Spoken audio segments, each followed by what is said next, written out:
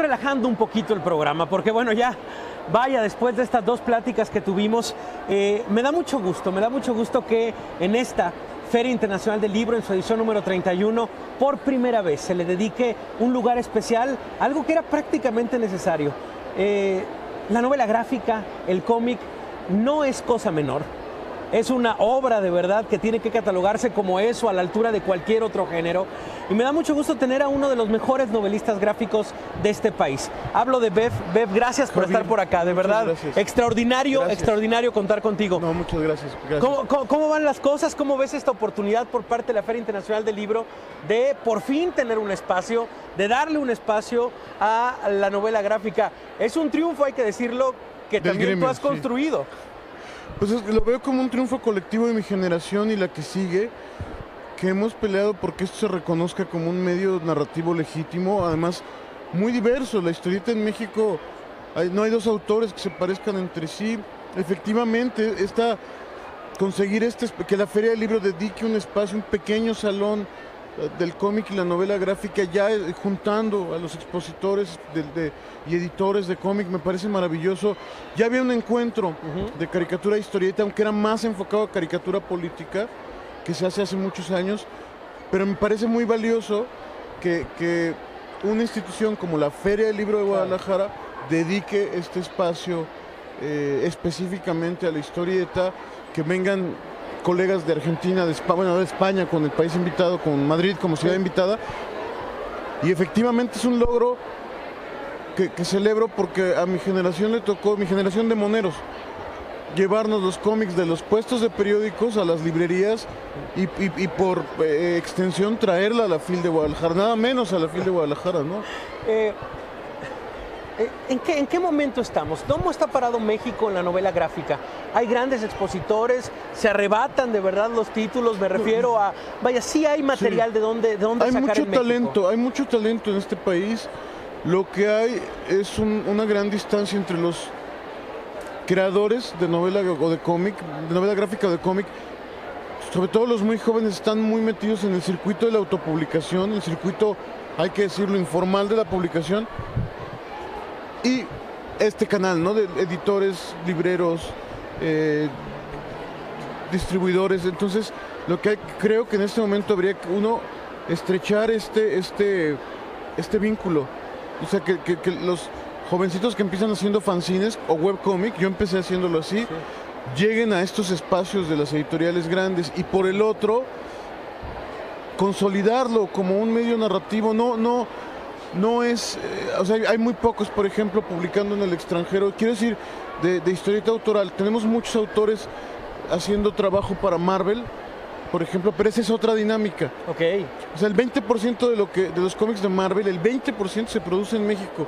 Mira, sobre todo en color, pero con grandes dibujantes. Pues ese también. Es el nivel de México. Ese es el nivel de México. Ese es el nivel de México. ¿Cómo era? ¿Cómo era escribir cómics a finales de los 80? A inicios de los 90. Yo empecé en el 90 y entonces llegabas y decías, con un editor de historieta popular, decías, es que a mí me gustaría hacer una novela gráfica, y se reían de ti, te decían, no, amiguito, pues eso lo hacen los gringos, nosotros hacemos historieta popular. Yo hago un producto para que la gente lea en el transporte público, para que se divierta y no piense. Híjole. Subestimando a sus lectores. Duro. Yo creo que por eso se colapsó esa industria, desapareció. Yo no la añoro. Yo no añoro a la vieja industria editorial de la historieta, que era además un gigante separado de la industria editorial que celebramos en esta feria. Y llegabas con los editores del libro y te decían, no, bueno, pero es que ya tengo a Rius, o ya tengo a Gis y Trino, no necesito otro. O sea, era así de pequeño. De cerrado. Tan reciente como en 2010 yo publiqué mi primera novela gráfica. 2010, apenas 2010. Hace 7 años. Hace 7 años, se llamaba Espiral, fracasó porque se publicó en Alfaguara Infantil, que no supo cómo moverla, porque ni siquiera había una sección de novela gráfica. Claro, no sabían dónde ponerla incluso. La quisieron vender como libro infantil, pero en escuelas, pero los profesores decían, esto es historieta, los niños no deben leer historieta. O sea, así de reciente. Entonces hemos tenido que avanzar a pasos agigantados para ponernos al día con el resto del mundo editorial, con lo que sucede en los Estados Unidos. Porque es lo que te iba a preguntar, o sea, esto sucede en México. Pero, por ejemplo, en Estados Unidos, ¿de qué tamaño es la historia de la novela gráfica? ¿A cuántos años o décadas nos tenemos que regresar? Bueno, no es tan antigua como pensamos, es más antigua en Francia o en Argentina incluso. En los Estados Unidos en 1985-86 se publica esta novela de Maus, de Art Spiegelman, que es la historia, el testimonio de su padre, sobreviviente de un campo de exterminio nazi, y es el primer libro que se mercadea como novela gráfica y el primer cómic que se vende en librerías y no en... Bueno, había compilaciones de Charlie Brown y eso, pero como novela gráfica, años 80, también en los Estados Unidos esta legitimación es muy reciente.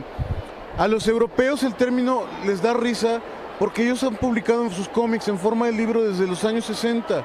O sea, estos álbumes que conocemos de Asterix, de Valerian ahora, pues son, o sea, entonces ellos dicen novela gráfica, eso es una estupidez. Nosotros siempre hemos visto, siempre la hemos respetado.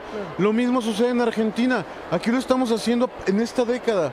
O sea, tenemos con los gringos 30 años de retraso, con los japoneses y los europeos 50. Entonces tenemos que ponernos al día muy rápidamente porque si no esto va a ser una modita que va a pasar. A mí me interesa que no sea una moda, que se consolide como una alternativa de comunicación, es decir, como un medio, que tú llegues a las librerías y siempre encuentres una novedad de novela gráfica de autores nacionales. Como las hay en novela, biografía, ficción. Ensayo, sí, claro, que sea otro género más. Ya nos ganamos el espacio en la librería, ahora lo tenemos que mantener. Y estar a la altura de un público inteligente. Es decir, a mí me encantan los cómics de superhéroes, pero creo que es una forma de entretenimiento que si buscas una lectura con otros temas, quizá más compleja, con temas más cotidianos, quizás se quede un poco corta. Sería como solo ir a ver películas de monstruos. Y está bien, pero creo que el cine es tan amplio que solo ver películas de monstruos hace que te pierdas de cosas muy buenas. Entonces es lo mismo. O sea, en el cine puede haber cintas de Capulina y películas de Jim Jarmusch.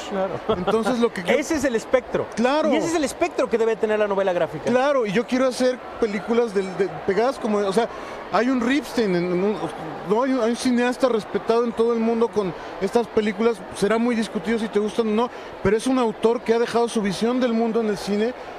Ahora los novelistas gráficos queremos mostrar nuestra visión del mundo. Pues me parece que es un gran paso.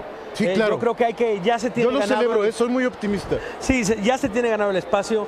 Me parece que hay extraordinario trabajo en México y hay que decirlo tú, de verdad, como una de las puntas de lanza más importantes. Ya te habíamos invitado al programa, sí, justo cuando acababa de salir El Instante Amarillo, incluso nos llegó calientito incluso. Creo que fue mi primera televisión haciendo el tour de medios. Y te lo pero vale la pena, de verdad, vale la pena. Gracias. Estamos, por supuesto, ahorita, por ejemplo, para hacer esta entrevista, le decíamos, bueno, pero sería increíble tener El Instante Amarillo aquí para mostrarlo. Y nos dicen, es que está agotado.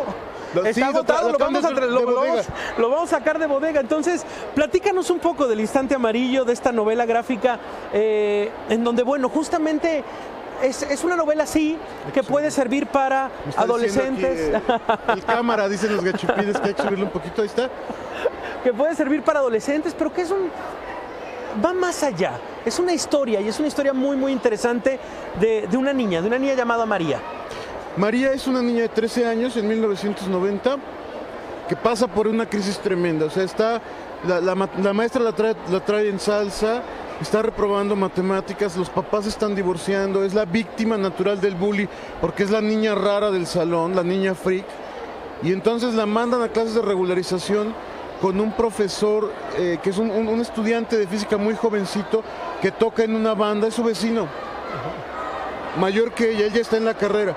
Y entonces se da cuenta que es una niña muy especial y hace dos cosas. Le dice, te llamas María como la mamá del monstruo, como Mary Shelley, y le da a leer Frankenstein, que para mí es la metáfora perfecta en literatura del adolescente. O sea, el monstruo era la obra perfecta maestra del doctor, pero cuando lo ves se horroriza, como me pasaba a mí a los 15 años que llegaba con el pelo azul y nos veía mi papá, mi hermano y a mí, decía, he creado dos monstruos, ¿no? Oye, ¿y Frankenstein en novela gráfica cuál recomiendas? Más que novela gráfica hay una edición que hizo Bernie Wrightson, que acaba de morir, un ilustrador de cómics de horror muy famoso, el creador de La Cosa del Pantano, que me parecen las ilustraciones más hermosas que se han hecho de Frankenstein en la historia. Bernie Wrightson, que además era el ilustrador favorito de Stephen King. ¿En serio? Sí. ¿Y cómo te encontraste con él? De adolescente. ¿Cómo llegaste? Porque yo he tenido esta fascinación con Frankenstein de toda mi vida, desde que era niño, que me regalaba una versión en cómic de Frankenstein. Estaba enamorado de la historia del personaje, de los personajes secundarios. Entonces soy un freak de Frankenstein. Y Bernie Wrightson, yo conocí esos cómics de horror y él, es una historia muy linda porque quiso, en su tiempo libre, se tardó años ilustrando, como emulando los grabados del siglo XIX, esta edición de Frankenstein. No sé quién la tiene ahora editada, pero si buscas Bernie Wrightson, con W, okay. W Wrightson, es a mí me parece el mejor ilustrador de Frankenstein, así como estas de Tenniel, de Alicia en el País de las Maravillas. Para mí las de Frankenstein son las de Bernie Wrightson. ¿Cómo imaginas la cara de tus personajes? ¿Cómo llegas? ¿Cómo llegas? Bueno, la de María me la robé de mi hija mayor. ¿Ah, sí? Tal cual. El Frankenstein tiene una historia curiosa. Bueno, aparece el monstruo Frankenstein. Una cosa curiosa porque la imagen que todos ubicamos de Boris Karloff es propiedad intelectual de los estudios Universal. Entonces yo quería hacerlo tal cual. Tuve que modificarlo. No, es un Frankenstein como gordo, grandote. Haz de cuenta que Jesús Cosío hiciera el papel de Frankenstein, un tackle de fútbol americano. Y los personajes, en esta historia en concreto, que me es como, a diferencia de mi novela gráfica anterior, que es Uncle Bill, que era la historia de William Burroughs en México, aquí me basé en pura gente que conozco. O sea, María es mi hija tiene 8 años, tiene 13, pero así va. Así, sí. Va en esa ruta, va en esa ruta. Pero me robé su cara, ¿no? A mi hermano es uno de los personajes. Qué bien. Todos mis compañeros de sala, en fin, mis compañeros de la prepa, los músicos que tocaban con mi hermano en aquellos años están ahí. Solo le cambié el nombre a un solo personaje porque era un poco... La maestra regañona fue mi maestra en tercero de primaria, en fin. Ese estuvo fácil, ahí me robé de la vida.